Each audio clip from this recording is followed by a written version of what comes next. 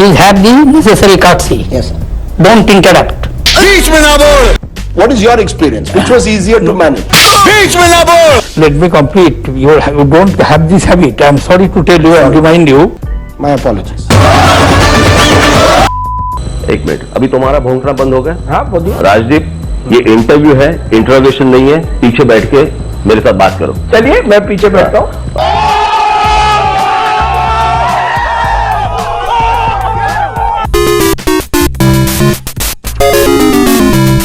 राजदीप सरदेसाई एक ऐसे news anchor हैं जो कभी स्टूडियो में काजू कतली खाते हैं और डांस करते हैं। I've got my kaju katli. क्या तकलीफ है इनको? तुझे अपने मुकरता नहीं, मरने से मैं कभी डरता नहीं। क्या हो रहा है? ये दिन देखने से पहले राजीव तलवार मार क्यों नहीं जाता है? तो कभी रिपोर्टिंग के दौरान लोगों से हाथापाई भी करते हैं।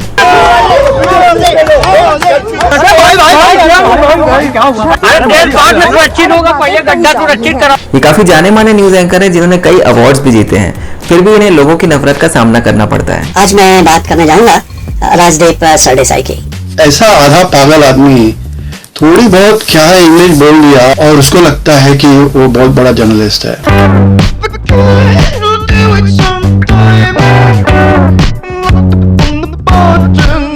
ऐसा इसलिए क्योंकि इनका पर्सनल बायस अक्सर इनके इंटरव्यूज, डिबेट्स और ट्वीट्स में झलक जाता है। We have to some extent compromised on the integrity of our profession, and when I say we, I'm not excluding myself here. Let me not give you an answer which you would want to sensationalize. No. Narendra Modi ji का देखा गया है वो लोगों को media के सवाल लेना नहीं चाहते। अब वो पूरी परंपरा जो है उसमें एक तरह से एक नई एक मिसाल नरेंद्र मोदी ने कायम किया जहां वो नहीं चाहते कि कोई सवाल पूछा जाए। अगर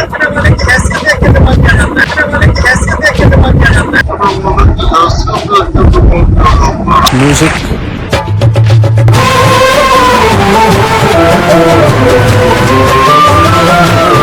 और ये सब होने के बाद जब वे खुद को सबके सामने एक अनबायस्ड और न्यूट्रल जर्नलिस्ट के तौर पर रखते हैं, तब लोग उन पर टूट पड़ते हैं। You are Rajdeep, you are very selective in your targeting issues. You have problems with the government, you have problems with Modi. I can see that, I can feel that. We are on Twitter for a long time. I've heard you at a number of places.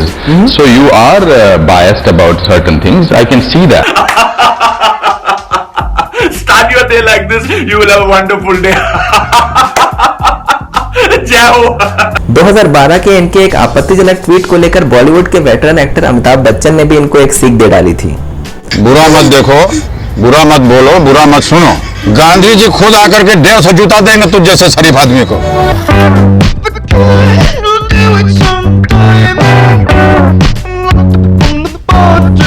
तो इस video में आपको कई ऐसे किस्से दिखाएंगे जिसे देखकर आपको अंदाजा हो जाएगा कि क्यों आज कई भारतीय राजदीप सरदेसाई को नापसंद करना काफी पसंद करते हैं।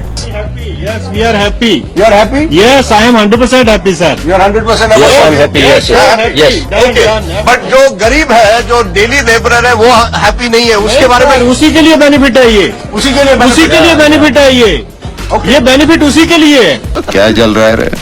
क्या चल रहा है? तेरा चल रहा है? नहीं, मुझे तो बदबू आ रही है। जरा पलट, ये देख पीछे से धुआं निकल रहा है। इसके अलावा आपको बताएंगे उनके टीवी डिबेट्स और इंटरव्यूज के कुछ यादगार किस्से। ये कोई जुमला है या वाकई हकीकत? मैं इसीलिए कई बार पत्रकार मित्रों को भी बताता हूँ कि अच्छा रहेगा कि कुछ कमेंट करने के पहले थोड़ा रिसर्च कर लिया करें, थोड़ी अपने खुद को भी एजुकेट कर लिया करें, तो शायद आप लोग के लिए भी बहुत अच्छा रहेगा। बंद करो भाई, बंद करो। पहला और सबसे नया किस्सा है वो जब बीजेपी स्पोक्सपर्सन संबित पात्रा और राजदीप सरदेसाई आपस में भिड़ गए। हाल ही में एक डिबेट में राजदीप सरदेसाई ने संबित पात्रा से ये पूछ लिया कि प्रधानमंत्री नरेंद्र मोदी सोनिया गांधी को फोन लगाकर सब कुछ क्लियर क्यों नहीं कर लेते। फिर देखिए क्या हुआ। You saying that Prime Minister can he call Sonia Gandhi? Why she's a special thing or what? I mean, there was all party meeting. She was a part of it. क्या कल चाय पानी पीने आई थी वहाँ पे? क्यों? Why was she there in the all party meeting if she feels that the Prime Minister should personally call Sonia Gandhi? She is Queen Victoria of India. She's what is Antonio Mainio? The Queen Victoria of India. He can call every party, all the opposition leaders, and sort this out. Why should he call everyone individually? There was all party meeting. He should call Queen Victoria, then he should call that Clown Prince also once. He's the Prime Minister of India, sir. He's no news anchor. He's not a guest coordinator of a news channel to call everyone and say, आप आ जाओ 6 बजे आ जाओ आज debate करने के लिए।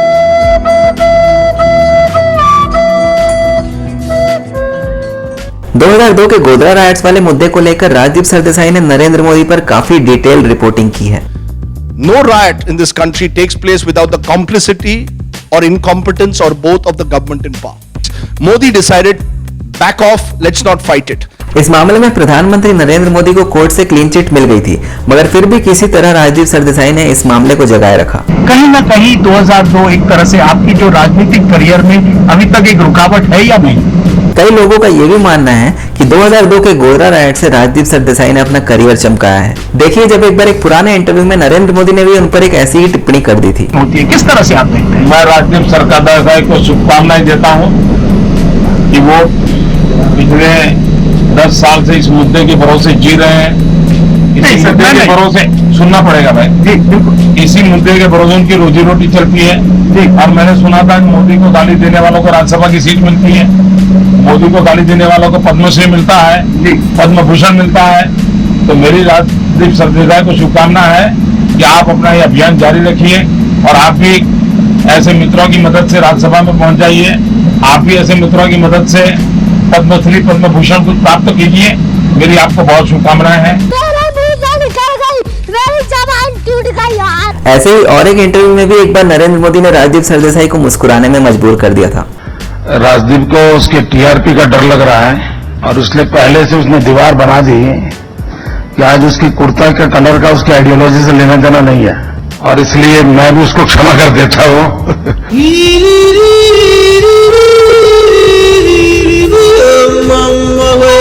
प्रधानमंत्री बनने के बाद जब नरेंद्र मोदी ने अमेरिका का दौरा किया, तब राजदीप सरदेसाई भी वहां गए थे इसे कवर करने। So there you got it.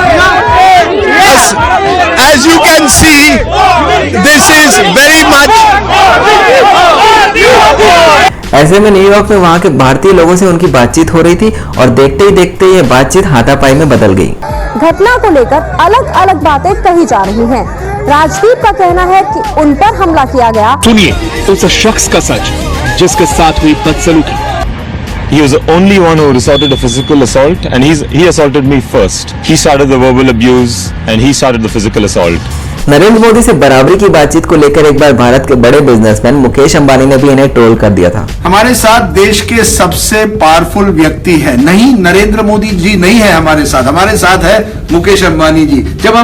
जब मैंने कहा कि सबसे पावरफुल या ताकतवर व्यक्ति हमारे साथ है, किस तरह से आप देखते हैं? आप मानते हैं? नहीं, मैं ये नहीं मानता हूँ, मैं आपको सीरियसली लेता नहीं। अरे ये क्या बात है? अगले किस्से की बात करते हैं जब राजदीप सरदेसाई ने एमएनएस के पार्टी चीफ राज ठाकरे का इंटरव्यू लिया था। राजदीप, ये इंटरव्यू है, इंट्रोगेशन नहीं है, पीछे बैठ के मेरे साथ बात करो। चलिए मैं पीछे बैठता हूँ। और इंटरव्यू है, इंटरव्यू में आवाज नहीं ऊपर होती। चलिए शहरों में निकलता कौन से लोग? नहीं, मैं आपके विरोधी ये कहते हैं कि राज ठाकरे बोलते बहुत है, भोंकते बहुत है, लेकिन असलियत के जो विरोधी तो कहते हैं कि राज ठाकरे हमें टारगेट करते हैं और मीडिया में बहुत प्रोफाइल है, लेकिन असलियत उनकी कुछ अलग है। 1 मिनट भोंकता हूं। 1 मिनट, अभी तुम्हारा भोंकना बंद हो गया? हाँ बोलिए।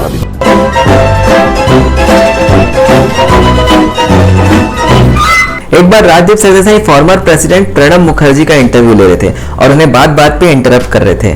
फिर देखिए उन्हें किस प्रकार से डांट पड़ी। What is your experience? Which was easier to manage? Let me complete. You don't have this habit. I am sorry to tell you and remind you, you are interviewing the former president. Please have the necessary courtesy. Yes. Don't interrupt. I am not eager to appear on the screen. Sir. You have invited me. Firstly, you cannot raise your voice. My apologies. My apologies. इसके बाद की बात है जब farmer cricketer Saurav Ganguly और राजदीप सरदेसाई एक ही मंच पर थे। Saurav Ganguly was asked by Rajdeep Sardesai, "Do you, yes folks, do you want to be Chief Minister of Bengal?" Okay, and Rajdeep says Saurav's answer was no, but he had a glint in his eye. यहाँ सौरव गांगुली ने राजदीप सरदेसाई को उनकी प्रणब मुखर्जी की डांट को याद दिलाकर उनके मजे लिए थे। Rajdeep, you just got scolded by the former president of India on TV. I am your friend, and I can't scold you. So, look, I have a bad. You still take such risks in life. ऐसे ही एक बार Rajdeep Sardesai BJP की union minister Smriti Irani से उनका interview लेने बैठे थे, मगर उल्टा स्मृति ईरानी ने ही उनका इंटरव्यू ले लिया। And I have high respect for Modi ji. So I want to clarify that. But I want seen your respect on many Meenakshi occasions. Lekhi tweet saying, "Do I smell a rat to obfuscate the BJP National what is the Executive next meeting? tweet? Attempts being made not to cover National Executive What is the instead of next covering tweet? some Indian What is issues." the next tweet? She says, What is the next tweet? Read the tweet. So you're saying that Read the next tweet. No, but read this tweet which says that I make no kind of indications towards Smriti ji.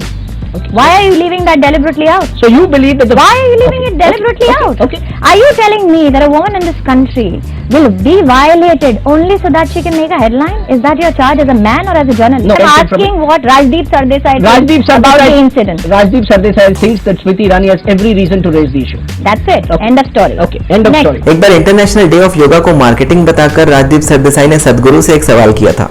Anyway, International Day of Yoga is 100% resolution by 172 nations. How will Narendra Modi or Sadhguru come into the picture? Because Sadhguru and Narendra Modi in their own way have identified completely with it. You are a beneficiaries in a sense in the age of marketing which we live in.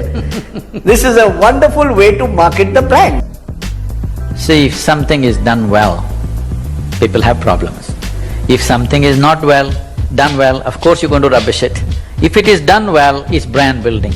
If it's not done well, you're no good. What is the problem in this country? अबे साले। Bollywood star Amitabh Bachchan को वे एक बार intolerance debate पे अपना opinion रखने के लिए force कर रहे थे। उसके बाद देखिए किस तरीके से अमिताभ बच्चन ने उन्हें उन्हीं की बात पर फंसा दिया। Where do you stand on this whole intolerance-tolerance debate? Many other stars have spoken about it. Do you believe that we have become a more intolerant society? You know, Rajdeep, I don't know how journalists address this issue, but really, I'm not qualified to answer this question at all. I'm the least educated person as far as these issues are concerned. You're being diplomatic. You don't want to fall into a trap. No. So okay, so you're admitting that this is some kind of a trap for me. एक बार तो इन्होंने सानिया मिर्जा से उनकी family planning की बात पूछ डाली थी और उनसे ये पूछा था कि वे रिटायर कब होंगी और वो सेटल कब होंगी। The celebrityhood, when is Sania going to settle down? Is it going to be in Dubai? Is it going to be in any other country? What about motherhood? Building a family. I don't see that in the book. It seems that you don't want to retire just yet to settle down. You don't think I'm settled? Well, you don't seem to talk as yet of retirement. You don't talk in the book about raising a family, motherhood. What's life beyond tennis going to be? That's a question that I face all the time as a woman. That's one of the questions as women we have to face all the time. Is first is marriage and then is motherhood. Unfortunately, that's when we are settled. And no matter how many Wimbledons we win or number one in the world, we don't become settled. Sania Mirza का ये जवाब सुनकर उन्होंने अपनी गलती भी मानी और माफी भी मांगी। I must apologize in a sense. I think I phrased that question very badly. I promise you're right. I would never ask this question to a male athlete, when are you settling down? यहाँ तक कि NDTV के एक प्रसिद्ध anchor रविश कुमार, जो राजदीप सरदेसाई को अपना गुरु मानते हैं, उन्होंने भी समय बीतते उनको एक दुकानदार बता दिया। जब मैं नया रिपोर्टर बनकर आया था तो सचमुच राजदीप के सामने 5 मिनट के लिए खड़ा भी हो जाता था तो आधे समय तो पांव कांपते रहते थे। तो वो कैसे किया, जो चेला था अपने गुरु का इंटरव्यू कैसे किया, इस पे भी इस किताब के साथ साथ आप रेटिंग दीजिएगा। आप बहुत ज्यादा नेगेटिव नहीं है। जैसे कल राजदीप आए थे, राजदीप ने कहा कि अगर मीडिया बटा है उस मानक मैं दुकानदार नहीं हूं। नो। आप जिनका नाम लेकर आए हैं वो मैं बैलेंसवादी नहीं हूं। ऐसा जख्म दिया है जो ना फिर भरेगा। एक बार AIMIM के पार्टी लीडर असदुद्दीन ओवैसी से इन्होंने एक सवाल पूछा था, जिसमें उन्होंने ये पूछा था कि अमित शाह और उनके बीच क्या चल रहा है। फिर देखिए उन्हें क्या जवाब मिला। तो आप कहेंगे तो ये प्रोपेगेंडा है, लेकिन कि आप और अमित शाह के बीच में कुछ ना कुछ डील है कि जहां बीजेपी को, जहां मुस्लिम समुदाय 15% से ज्यादा है, वहां आप जाकर चुनाव लड़ रहे हैं। बिल्कुल सही फरमाए कि वो डील आपके ही घर पे हुई थी।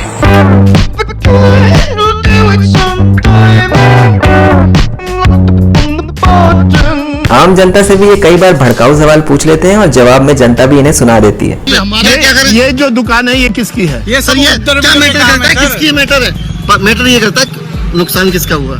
ये मैटर क्या आप ये पूछना चाह रहे हो मुसलमान की है, आप ये पूछना चाह रहे हो हिंदू में क्यों किसकी है? मैं तो कहूँ नुकसान तो हमारा हुआ है। पंचर तो हम भी लगवा देते वहाँ पर, कमाता तो वो हमसे भी था। मोदी मोदी मोदी मोदी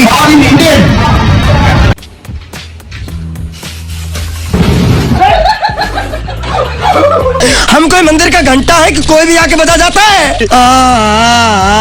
तो ये थे राजदीप सरदेसाई के कुछ यादगार किस्से। ऐसे रेगुलर वीडियोस देखने के लिए इस वीडियो को लाइक करें, शेयर करें और इस चैनल को सब्सक्राइब करें।